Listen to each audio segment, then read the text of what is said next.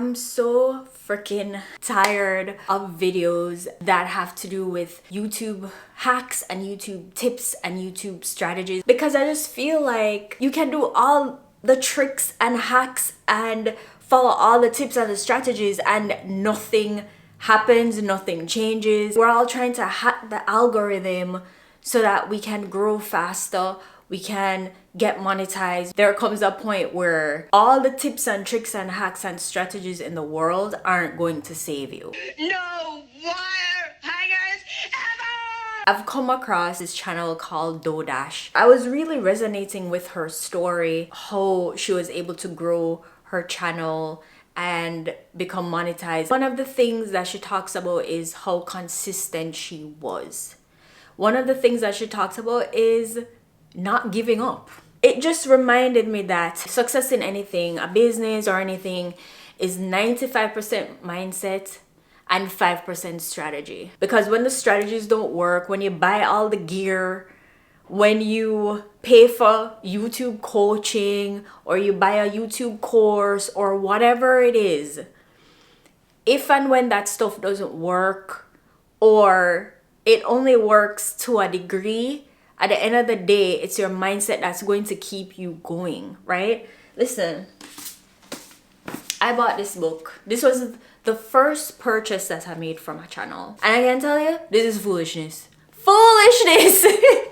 You don't need this book, and it's nothing against the author. It's nothing against the book itself. I don't need it.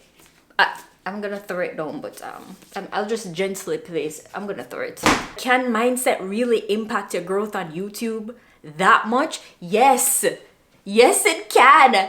And that's going to determine you being able to stay consistent and improve and not quit when things get challenging. That's going to be the thing that keeps you going when you realize that the growth isn't coming as fast as you thought that it would, and you're disappointed about that. I know Ali Abdaal talks about the 3 stages of YouTube growth. I figured that I would share with you 2 of the books that I've been using to help you get to the next stage from where you are. I've used these 2 books not just in terms of YouTube, but in other areas of my life. Like, I see a complete shift in not just myself, but a complete shift in other I have other things going on too. So I talked about Ali Abdaal and the 3 stages he mentioned about growing on YouTube. And the first stage really is just to get going.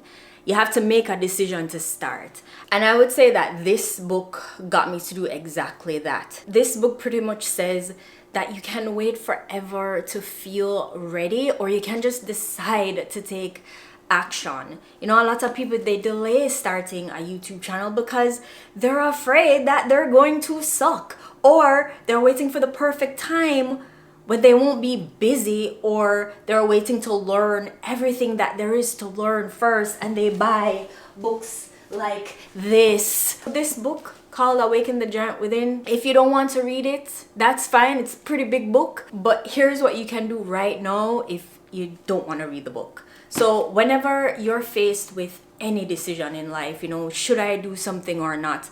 Should I start that YouTube channel? I want you to take the steps I'm going to give you to interrupt the patterns of procrastination and the indecision. He talks about deciding what you really want and what's preventing you from having it now. You know, what is it that you want? Is it just to be able to hang the YouTube play button on your wall? Is it a second income to help pay your bills or to help fund your traveling? Is it to replace your full-time job? And then you're gonna look at what's preventing you from getting what you want. What was preventing me from starting my channel is I just wanted to keep doing the things that I enjoyed doing. I wanted to keep watching TV and really doing nothing of importance. But Tony reminded me that success at anything means having long-term focus, and that most of the challenges that we have in our personal lives come from our short-term focus, you know, like binge watching Love is Blind. The next step is you're gonna ask yourself, what will this cost me if I don't change? What will I miss out on in my life if I don't do this thing? What is it already costing me? What is it costing me mentally, emotionally, physically, financially, spiritually? And if you do change, how will that make you feel about yourself. So for example, is not taking action now to start your channel preventing you from living the life that you want? And if you do change, does that mean you'll be able to help your family with bills? You know, the key is to just get a strong enough reason why you have to take action now.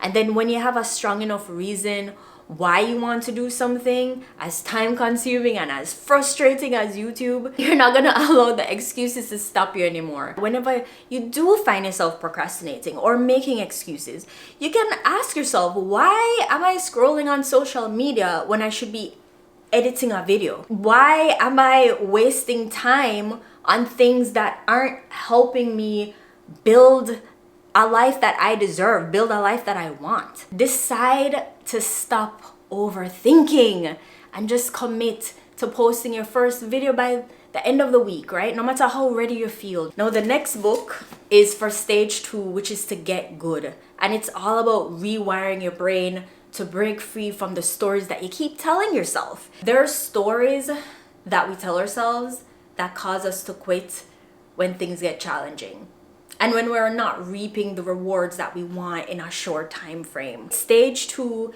is when YouTubers feel stuck, right? They question their abilities or they doubt if they're ever going to succeed on this platform. Joe Dispenza's concept of reprogramming negative thought patterns is what would help you here. Imagine if DoorDash had given up. Do y'all see that?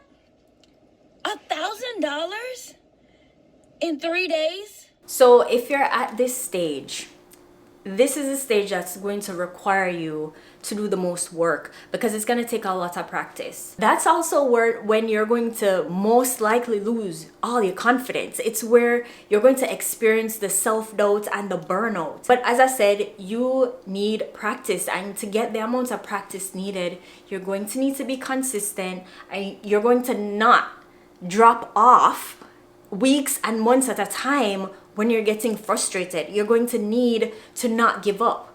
So if you consider yourself an open-minded person, I would say read this book, Breaking the Habit of Being Yourself. And if you don't want to read the book, here are some tips that you can implement right now. The first one is affirmations. If you're thinking about things like, I'm not good enough or I'm not growing fast enough, every day you're gonna write down daily affirmations. Things like, every video I create builds my skills, and you're gonna repeat them over and over to shift your mindset. The next thing is to visualize. The book talks about the importance of mentally rehearsing success. What does success on your channel look like for you? Visualizing yourself when you reach 1,000 subscribers, having an amazing audience. I visualize myself talking in front of the camera. I am not the most confident speaker, but I'm practicing more and more getting in front of the camera without a script. Oh, that's hard. The script is my crutch, I gotta tell you. Next tip might sound a little woo to you. Maybe all of this sounds woo to you, I don't know, but trust me when I tell you, it's not. It's science, like it's proven. So get with it if you haven't. But the next thing is being more mindful, meditating and quieting your mind. Like, can you imagine finally breaking the cycle of anxiety and fear around your YouTube channel? Well, the book suggests meditation as a tool to quiet the mind, which can help you stay grounded and avoid all of that overthinking. So I would encourage you to dedicate 10 minutes a day to mindfulness or meditation. It's going to help you develop a clear, calm mind so that you can approach content creation without all of that negative self-talk. Getting smart has to do with when you have finally found direction with your channel. You've kind of figured it all out, and now you're just like going off like a rocket, right? And now you have to develop the systems to help you kind of manage that. I'm not there yet. I'm still at stage 2. If you're still at stage 1 and it's been a year, just get going. Just make up your mind and just do it. ABC, always be creating. Keep creating no matter what. You only lose when you quit.